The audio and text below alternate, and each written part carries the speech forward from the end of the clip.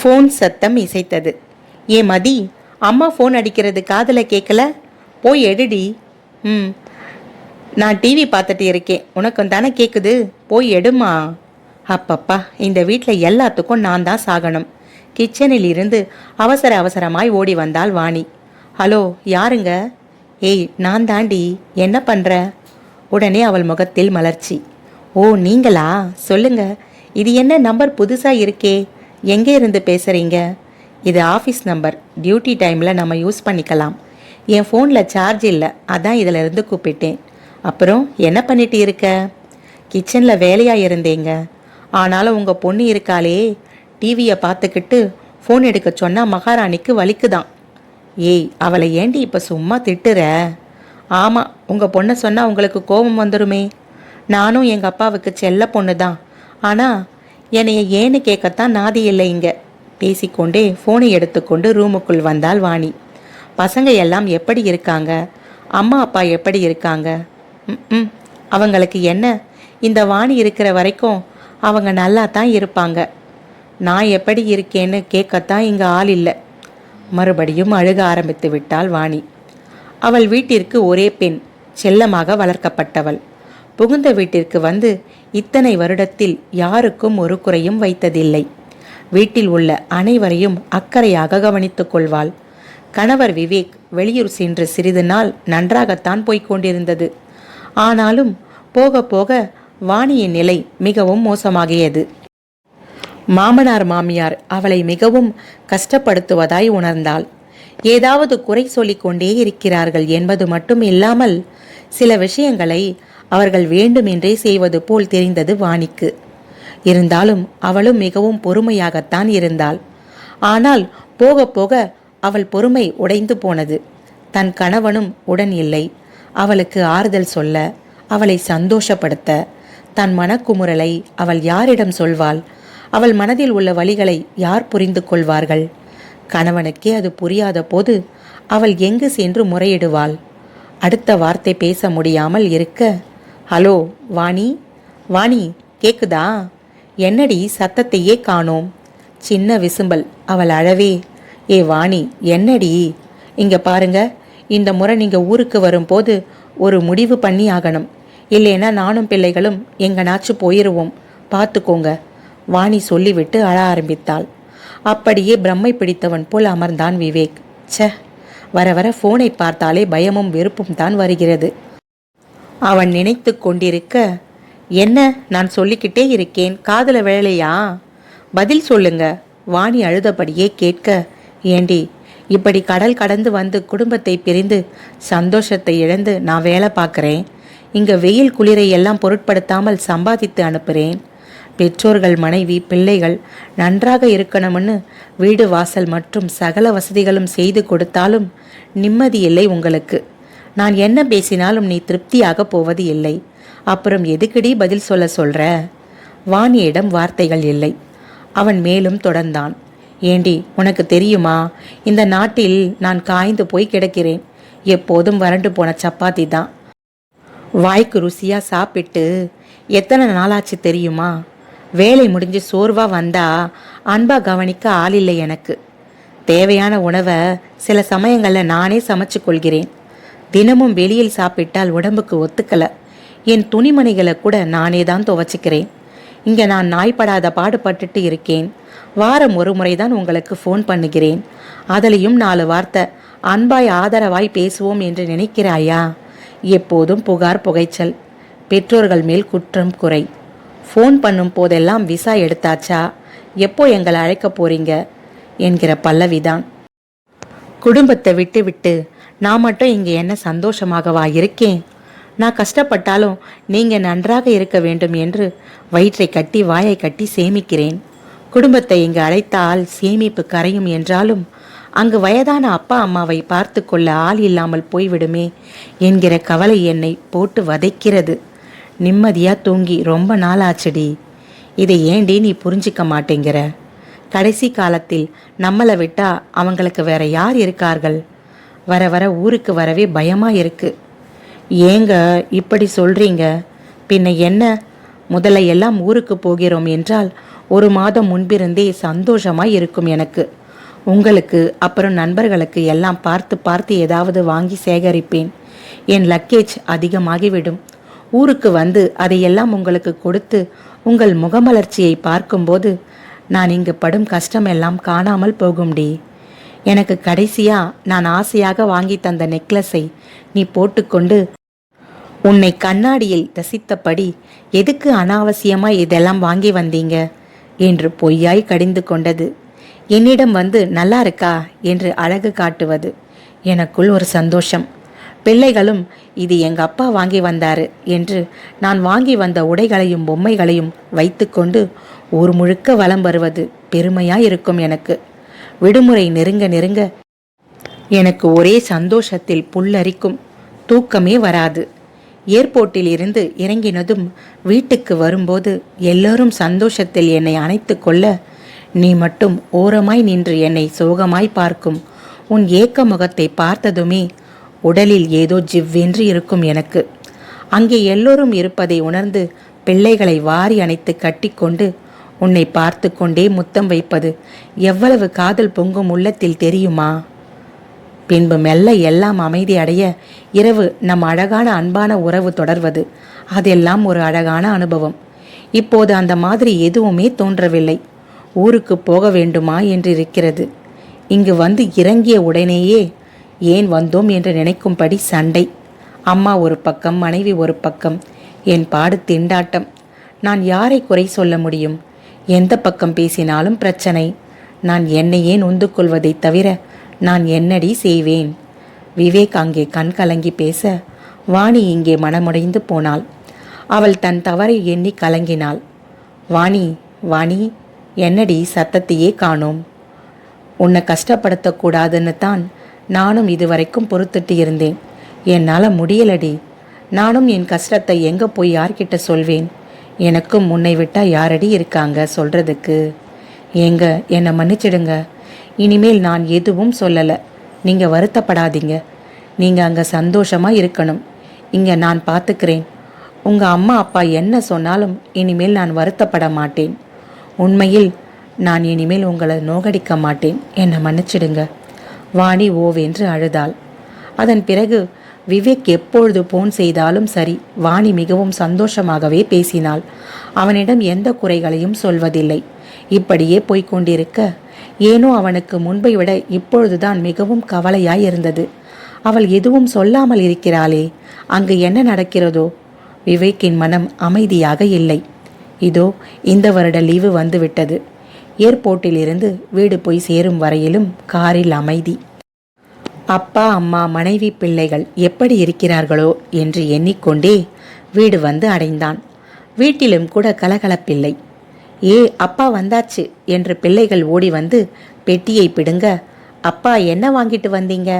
பிள்ளைகள் கேட்டவுடன் அவன் கவனத்திற்கு வந்தது.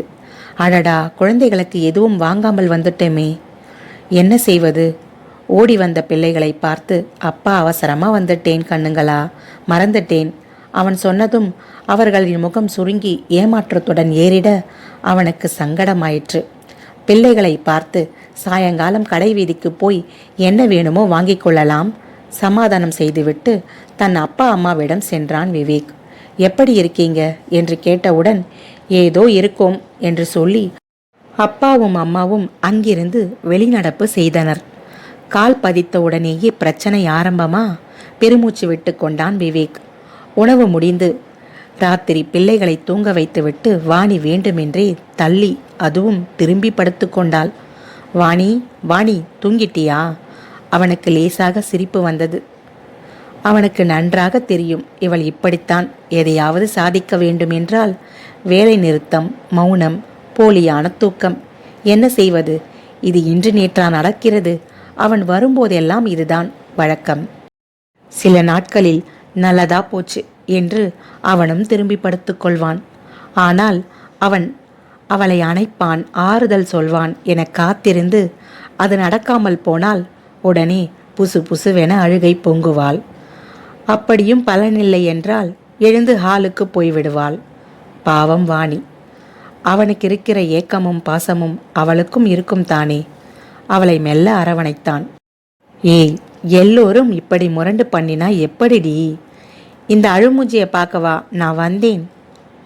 சொல்லு, செல்லமாக கொஞ்சினான். அவர்கள் ஒருவர் மீது ஒருவர் அன்பை பரிமாறிய பிறகு, ஏங்க விசா எடுத்தாச்சா? இப்போ என்னடி அவசரம்? ஆமாம், எனக்கு அவசரம்தான். என்னால் முடியல. நானும் மனுஷித்தானே, மிஷின் இல்லையே. எனக்கும் ஆசாபாசங்கள் உணர்வுகள் இருக்கு. என்னடி இப்போ இங்கே யார் இல்லைனாங்களாம்? என்னவோ கஷ்டப்படுறேன்னு பேசுறீங்களே, என் கஷ்டம் உங்களுக்கு தெரியுமா? இங்கே எது செஞ்சாலும் குத்தம். விடிய கால 4:30 மணிக்கு எழுந்து தண்ணி பிடித்து வீடு வாசல் தெளித்து வெந்நீர் வச்சு பிள்ளைகளை எழுப்பி படிக்க வச்சு குளிக்க வச்சு டிஃபன் செஞ்சு கொடுத்து ஓய்வில்லாமல் மதியம் இரவு வர ஓயவில்லை. மாஞ்சு மாஞ்சு கவனிச்சுக்கிட்டா கூட உங்கள் அம்மாவுக்கும் அப்பாவுக்கும் திருப்தி கிடையாது. குத்தம் குறை இடித்தல் சபித்தல் புலம்பல். சும்மா பொத்தம் பொதுவில் சொன்னால் எப்படிடி? என்ன பிரச்சனைன்னு தெரிஞ்சாதானே அவங்களை கேட்க முடியும். ஒரு 1000 சொல்லலாம். குத்தம் சொல்கிறது குத்தி காட்டுறது என் நோக்கம் இல்லை. ஆனாலும் கூட சகிச்சுக்கிறதுக்கும் ஒரு எல்லை இருக்கு. கட்டில்ல படுத்திருக்கும் அத்தை எழுந்து பாத்ரூம் போகக்கூடாது. அப்படியே அங்கேயே தரையில் மூத்திரம் போய் வச்சிடுறாங்க. நான் தான் காலையில் அதெல்லாம் தொடச்சி கழுவி விடுறேன். என்ன செய்ய? அப்படியா? ஏய், என்னடி சொல்ற? ஒருவேளை அவங்களுக்கு உடம்பு சுகம் இல்லையா? முடியவில்லை போலடி. பெரியவங்க தானே, உங்க அம்மா மாதிரி நினைச்சுக்கடி. பெருசு பண்ணாத. பெரியவங்களுக்கு சேவை செஞ்சா உனக்கு புண்ணியம். அவங்க நடக்க முடியாம கஷ்டப்பட்டா இந்த வேலைகளை நான் முகம் சுளிக்காம செய்வேங்க. ஏன், அவங்க லெட்டின் போனா கூட நான் க்ளீன் பண்ணுவேன். ஆனால் 2 பேரும் நல்லா நடக்கிறாங்க. காலையிலும் சாயங்காலமும் வாக்கிங் போறாங்க. நல்லா ஆரோக்கியமா இருக்காங்க. கிண்டல் அடிக்கிறாங்க, சிரிக்கிறாங்க. எனக்கு தெரியாதா அவங்க இதை வேணும்னு செய்கிறாங்க? அதான் எனக்கு புரியலை. இப்படி செஞ்ச கோபம் வருமா வராதா? நீங்களே சொல்லுங்க. என்னடி சொல்கிற? இப்படி எல்லாமா செய்கிறாங்க? ஆமாங்க, நீங்கள் வெளியூர் போன புதுசில் எல்லாம் அவங்க நல்லா தான் இருந்தாங்க. ஆனால் வர வர அவங்க பேச்சும் நடவடிக்கையும் சுத்தமாக சரியில்லைங்க. நானும் எவ்வளவு தான் பொறுத்து போகிறது? சில நேரம் வேலைக்கிடையிலே டிஃபன் ரெடி பண்ண 5 நிமிஷம் லேட் ஆச்சுன்னா அம்மா உடனே கோவிச்சுக்கிட்டு தெருவுக்கு போயிடுறாங்க. மருமக சோறு போடலை, உங்கள் வீட்டில் என்ன சமையல், சாப்பாடு போடுன்னு எதிர்த்த வீட்டுக்கு போய் புகார் பண்ணுறாங்க. என்னைய பற்றி அவங்க என்ன நினைப்பாங்க? இதெல்லாம் எனக்கு தேவையா? ஒண்டியா அல்லாடறாளேன்னு ஒத்தாசை பண்ணாட்டியும் பரவாயில்லை. புரளி பேசாமாவது இருக்கலாமில்ல. ஆவனா இப்படி சொல்கிறாங்க. என் பையன் அவன் ராப்பகலாக கஷ்டப்பட்டு சம்பாரித்து அனுப்புகிறான். ஆனால் இங்கே இருக்கிறவங்களுக்கு சின்ன சின்ன வேலை செய்யக்கூட வலிக்குதாக்கும். இவளை நல்லா வச்சுக்கும் போதே இந்த ஆட்டம் ஆடுறா. இன்னும் அங்கங்கே போய் பாரு, பொம்பளைங்க என்ன கஷ்டப்படுறாங்கன்னு அப்போத்தான் புரியும் அப்படின்னு கேட்குறாங்க. என்னைய ஒரு நிமிஷம் சும்மா உட்கார விட மாட்டுறாங்க. கூப்பிட்டு ஏதாவது வேலை சொல்லிக்கிட்டே இருக்காங்க. கை கால் பிடிச்சி விட சொல்கிறாங்க. வயசானவங்களுக்கு செஞ்சால் புண்ணியந்தான், நான் இல்லைன்னு சொல்லலை. ஆனால் எனக்கு என்னவோ அவங்க ஏதோ உள்நோக்கத்தில் தான் செய்கிறாங்கன்னு தோணுதுங்க. ஒரு நாளைக்கு 1 முறை 2 முறைன்னா பரவாயில்லை. வீட்டு வேலையெல்லாம் முடித்ததும் நான் அவங்க ரூமிலே இருக்கணும்னு நினைக்கிறாங்க. அவங்களுக்கு கை கால் அமுக்கி அமுக்கி எனக்கு கை வலி வந்துடுது. அட போங்க, எவ்வளவோ இருக்கு, இன்னும் சொல்லிக்கிட்டே போகலாம். என்னால் முடியலைங்க. என் பொறுமைக்கும் ஒரு எல்லை உண்டு. வாணியின் வார்த்தைகளில் இருந்த நியாயம் அவனுக்கு புரிந்தது. அவளது உழைப்பை, ஆத்மார்த்தத்தை, துரும்பாகி போன அவளது சரீரமே சாட்சி சொல்லிற்று. என்ன செய்வது, எப்படி இந்த பிரச்சனையை தீர்த்து வைப்பது என்று அவனுக்கு புரியவில்லை. மறுநாள் அப்பா அம்மா வாய் திறப்பார்கள் என்று பார்த்தான். ஏமாற்றம். இறுக்கமாகவே அமர்ந்திருந்தனர். ஏன் இப்படி நடந்துக்கிறீங்க என்று கேட்க துணிச்சல் இல்லை. ஒரு முறை இப்படி கேட்டபோது கோபித்து கொண்டு வீட்டை விட்டு இருவரும் போய்விட்டார்கள். 1 வாரம் அவர்களை தேடி அலைந்து ஒரு வழியாக கண்டுபிடித்தான். சொல்லவே வேண்டாம், தெருவாசிகளின் வாய்க்கு நல்ல அவள் கிடைத்தது. விவேக் மாறிட்டான். பொண்டாட்டி பேச்சை கேட்டுக்கிட்டு பெத்தவங்களை விரட்டிட்டான். வெளிநாட்டுக்கு போய் சம்பாதிச்சு என்ன பிரயோஜனம்? வயசானவங்களின் சாபம் சும்மா விடுமா? என்று காது படவே பேசினார்கள். இன்னொரு முறை அது மாதிரி ஆகிவிடக்கூடாது. என்ன செய்யலாம்? வெளியே பிரச்சனை என்றால் குடும்பத்தினரிடம் பகிர்ந்து கொண்டு ஆறுதல் பெறலாம். குடும்ப பிரச்சனைகளை எங்கே போய் சொல்ல? அவனுடைய நண்பர்கள்தான் இதற்கு மருந்து என்று தோன்றியது. உடனே அங்கே போனான். வழக்கமாக அமரும் ஆற்றங்கரையில் அவர்களை சந்தித்து பேசிய போது, விவேக், பேசாம குடும்பத்தை உன் கூட அழைச்சிட்டு போயிருடா என்றனர். அப்புறம் அப்பா அம்மாவை யார் பார்த்துக்கிறதாம்? அவங்களுக்கு விசா கிடைக்கிறது கஷ்டம்டா. அந்த கவலை அவங்களுக்கு இருக்கணும். மருமகளை கொடுமை பண்ணும்போது தெரியணும். வயசாச்சுங்கிறதுக்காக பரிதாபப்பட முடியாத அளவுக்கு பெருசுங்களோட டார்ச்சர் தாங்களேப்பா. எங்கள் அம்மாவும் சொல்லுச்சு, உங்கள் அம்மா அப்பா பண்ணுறது ரொம்ப ஓவராக இருக்குதாம். உண்மையில் உன் மனைவி பாவம். எல்லாரும் முதல்ல அவங்கள தான் தப்பாக நினைச்சாங்க. ஆனால் இங்கே நடக்கிறது அப்படி இல்லை. இதில் அவங்கள குறை சொல்ல எதுவுமே இல்லை. ஒன்று அவங்கள நீ கொண்டு போகணும், இல்லைன்னா வேலையை விட்டுட்டு நீ இங்கே வந்துடணும். அப்போதான் பெருசுங்க அடங்கும். அது நடக்காதரா. இங்குள்ள வேலையும் விட்டுட்டு அங்கே போயிருக்கேன். நல்ல உத்தியோகம், நல்ல சம்பளம். அது இல்லாமல் இங்கே வந்து என்ன பண்ணுறதாம்? பிள்ளைகளின் படிப்பு இருக்கு, வீட்டு கடன் பாக்கி இருக்கு. ஏ விவேக், நீ சொல்றதெல்லாம் சரிதான், ஒத்துக்கிறேன். பணம் வாழ்க்கைக்கு முக்கியம்தான். ஆனால் அதுவே எப்போதும் வாழ்க்கையாகி விடாது. பணம்தான் பிரதானம்னா எதுக்கு கல்யாணம் பண்ணிக்கணும்? வயசு போச்சுன்னா திரும்ப வராதடா. இப்போ எல்லாமே வேகமாக தெரியும். ஒரு காலகட்டத்தில் பணம் இருக்கும், ஆனால் அனுபவிக்க யாரும் இருக்க மாட்டாங்க. அப்போ ரொம்ப ஃபீல் பண்ணுவ. வேறு யாருக்காக இல்லைனாலும் உன்னுடைய பிள்ளைகளுக்காவது நீ அழைச்சிக்கணும். இந்த வயசில் அதுங்க அப்பா அம்மாவோட வாழணும், வளரணும்டா. நண்பனின் வார்த்தைகளில் இருந்த நிஜம் விவேக்கின் மனதை தாக்கிற்று. பெரியவர்களின் நலத்தை பார்த்தால் குழந்தைகள் வெம்பி போவார். அப்போது அவனுக்கு காலையில் பள்ளிக்கு போகும்போது மகள், இன்னைக்கு எங்களை ஸ்கூலில் விட்டுறீங்களாப்பா என்று கேட்டது ஞாபகத்திற்கு வந்தது. நான் எதுக்கு, அதான் பஸ் இருக்கே என்றதும், இல்லைப்பா நீங்கள் வாங்க, இன்னைக்கு ஒரு நாளைக்குப்பா ப்ளீஸ். இல்லை, எனக்கு வேலை இருக்கு, முக்கியமான வேலைம்மா, நீங்கள் போங்க. அப்போ ஸ்கூல் விட்டு அழைக்க வரீங்களா ப்ளீஸ்ப்பா? மற்ற பிள்ளைகளுக்கெல்லாம் அவங்க அப்பா அழைக்க வராங்க என்று பிள்ளைகள் கேட்டது இப்போது ஞாபகத்துக்கு வர உடனே பள்ளிக்கு சென்றான். மணி அடித்ததும் கூட்டமாய் பிள்ளைகள் ஓடி வந்தன. என்னை பார்த்ததும் பிள்ளைகளுக்கு மகிழ்ச்சி. ரொம்ப தேங்க்ஸ்பா என்று ஓடி வந்து கட்டி கொண்டன. எதுக்குமா? அழைக்க வந்ததுக்கா? ஆமாம். அவர்கள் முகம் மலர்ந்தது. இத்தனை நாட்களாக நமக்கு இந்த ஆனந்தம் இல்லாமல் போச்சே. அனாதையா அங்க வாழ்கிறோமே. இதுவரை மனதில் ஏதோ கஷ்டம் இருந்தது, இப்போ அது போயே போச்சு. வா ஆட்டோ பிடிப்போம். வேணாம்பா, நடந்து போலாம், பேசிக்கிட்டே போகலாம் என்று ஆளுக்கு ஒரு பக்கம் அவர்கள் பிடித்து கொண்டனர். வழியில் கடை தென்பட ஏதாச்சும் வேணுமா என்றேன். எனக்குள்ளும் மகிழ்ச்சி, உற்சாகம். என்ன வேணும் சொல்லுங்க. Chocolate, ice cream. அதெல்லாம் வேணாம்ப்பா, எங்களை உங்க கூடவே கூட்டிட்டு போயிடுங்க ப்ளீஸ்ப்பா. ஆமாம்ப்பா ப்ளீஸ். பிள்ளைகள் இருவரும் கெஞ்ச, அது கஷ்டம்டா. நான் அங்கே போய் சம்பாதிச்சாதானே நீங்கள் எங்கள் ஸ்கூல் படிக்க முடியும், ஃபீஸ் கட்ட முடியும், பஸ்ஸில் போக முடியும், பெரிய வீடு, நல்ல ட்ரெஸ், நகைகள் எல்லாம் இருக்கும். இல்லைப்பா, பெரிய வீடு, நகைகள் எதுவுமே வேணாம்ப்பா, எங்களுக்கு நீங்கள் தான் வேணும். எங்கள் அம்மா பாவம், பாட்டியும் தாத்தாவும் அவங்கள அழ வச்சுக்கிட்டே இருக்காங்க. எங்களையும் அழைச்சிட்டு போயிடுங்கப்பா. பிள்ளைகள் கெஞ்சவே அவன் மனதும் கரைந்து போனது. வீடு வந்ததும் இனியும் கேட்காமல் இருந்தால் தப்பாகிவிடும் என்று தோன்றவே நெஞ்சை கல்லாக்கி கொண்டு, அப்பா இது உங்களுக்கே நல்லா இருக்கா என்று ஆவேசப்பட்டான். உங்க 2 பேருக்காகத்தானே நான் என் பொண்டாட்டி பிள்ளைகளை பிரிஞ்சு அங்கே மெஸ்ஸில் சாப்பிட்டு கஷ்டப்படுறேன்.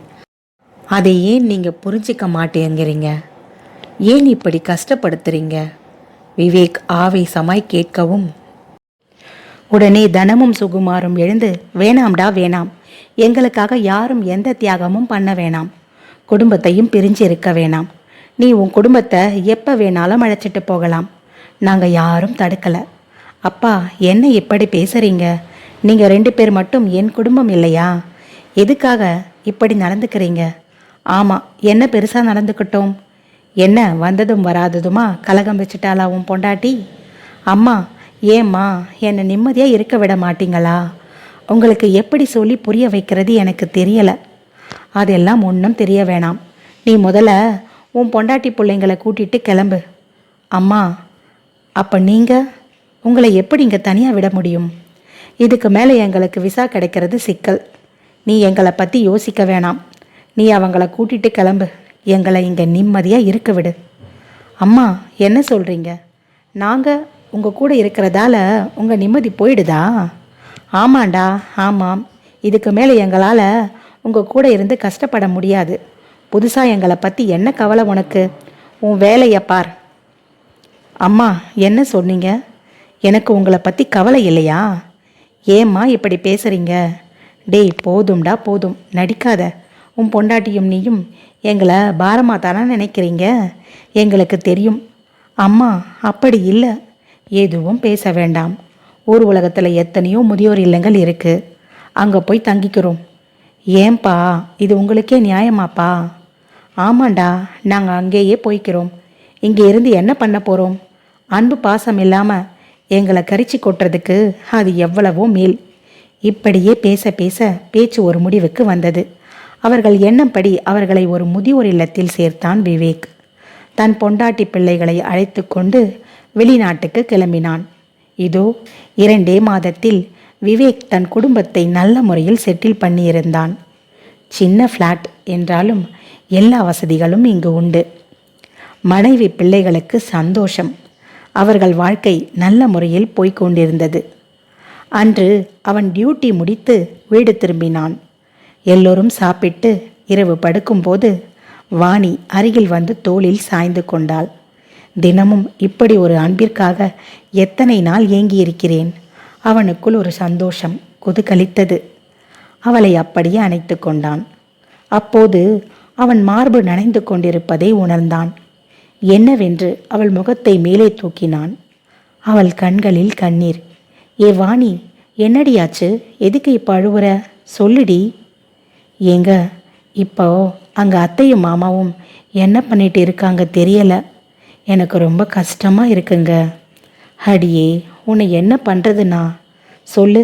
அவங்க இருந்தாலும் கஷ்டம், இல்லைனாலும் கஷ்டம்னா நான் என்ன செய்ய? இல்லைங்க, அவங்க நடந்துக்கிறது சரியில்லைங்க. அதனால தான் உங்ககிட்ட சொல்லி கேட்க சொன்னேன். ஆனால் அங்கே அவங்க என்ன கஷ்டப்படுறாங்க தெரியலையே. மனசு உறுத்தலாக இருக்குங்க. விவேக் கண்களிலும் நீர் கசிந்தது. ஏங்க, என்னாச்சுங்க? நீ வாய் திறந்து சொல்லிட்ட, நான் சொல்லலை, அவ்வளவுதான். எனக்கும் அவங்க ஞாபகம் தாண்டி. எனக்கு தெரியாதா என் புருஷன் மனசை பற்றி? அவங்க எல்லாமே எனக்கே ஒரு மாதிரியாக இருக்குது. உங்களுக்கு எப்படி இருக்கும்? அவங்கள எப்படியாவது இங்கே கூட்டிகிட்டு வர முடியுமா பாருங்க. தயவு செஞ்சு என்னை மன்னிச்சிடுங்க. என்னால் தான் எல்லாமே. ப்ளீஸ், அவங்கள இங்கே கூட்டிகிட்டு வாங்க. சரிடி, எனக்கு தெரியாதா என் பொண்டாட்டி மனசை பற்றி? என்று இருவரும் ஒருவரை ஒருவர் அன்பாய் அணைத்து கொண்டு அப்படியே உறங்கி போனார்கள். மறுநாள் காலை விவேக் வேலைக்கு கிளம்பி கொண்டிருக்க மகள் ஓடி வந்து, அப்பா, இங்கே வந்து பாருங்க, தாத்தா பாட்டி, வாங்க, சீக்கிரம் வாங்க, குதூகலித்தாள். அப்படியா? எங்கடா எங்க? அடித்து பிடித்து இருவரும் ஓடி வந்தனர். இதோ பாருங்க டிவியில். அப்போது டிவியில் முதியோர் இல்லத்தில் ஒரு பார்வை என்கின்ற நிகழ்ச்சி போய்கொண்டிருந்தது. அதில் பேட்டி எடுப்பவர், உங்களுக்கு யாரும் இல்லையா, ஏன் இங்கே வந்தீங்க என்று கேட்க, சுகுமார், எனக்கு எல்லோரும் இருக்காங்க. அன்பான மகன், அனுசரணையான மருமகள், தங்கமான பேரன் பேத்திகள் என்று உருகினார். அப்புறம் ஏன் இங்கே வந்தீங்க? அவர்கள் உங்களை கவனிக்கலையா? உடனே தனம் சொல்ல ஆரம்பித்தாள். நல்லா பார்த்துக்கிட்டாங்க, ஒரு குறையும் சொல்ல முடியாது. நாங்கள் வாழ்ந்து முடித்தவங்க. எங்களை காரணம் சொல்லி என் மகன் பொண்டாட்டி பிள்ளைகளை பிரிஞ்சு வாழ்வை அனுபவிக்காம வீணாக்குறான். எத்தனை சொல்லியும் கேட்கல. அதனால் மருமகளை கொடுமை பண்ணுற மாதிரி நடித்து எங்கள் மேலே அவனுக்கு வெறுப்பை வர வச்சோம். அவன் கூடவே என் மருமக பிள்ளைகளை கூட்டிட்டு போக வச்சோம். இப்போ அவங்களும் குடும்பமாக ஒன்று சேர்ந்துட்டாங்க, சந்தோஷமாக இருக்காங்க. இப்போ தான் எங்களுக்கு நிம்மதியாக இருக்குது. எங்கள் மருமக இருக்கே, அது தங்கம், வெகுளியான பொண்ணு. இது நாள் வரைக்கும் நாங்கள் எத்தனை கொடுமை பண்ணியும் பல்ல கடிச்சிட்டு பொறுத்துட்டு இருந்துச்சு. கடைசியாக நாங்கள் பண்ணக்கூடாத ஒன்றை பண்ணோம். தனத்தால் பேசவே முடியவில்லை, கண்ணீர் பெருகியது. நைட்டில் எங்கள் ரூமுக்கு உள்ளேவே தினமும் மூத்திரத்தை போய் வச்சோம். சுகுமார் கண்களிலும் கண்ணீர் வடிய என் மருமவ அதையும் சுத்தம் பண்ணி வச்சா. தங்கம், அவ தங்கம். ஊர் உலகத்தில் என் புள்ள மருமவ மாதிரி கிடைக்காது. எங்களுக்காக சின்னஞ்சிறுசுங்க ரெண்டும் கஷ்டப்பட்டுச்சுங்க. அதுங்களுக்கு சின்ன வயசு இல்லையா? அதுங்க ஒன்றா சேர்ந்து வாழ வேணாமா? அதுங்க இப்படி அங்கேயும் இங்கேயுமா இருக்குதுங்களே, என்னத்தான் பண்ணுறது தெரியாமல் நாங்கள் தவிச்சோம்.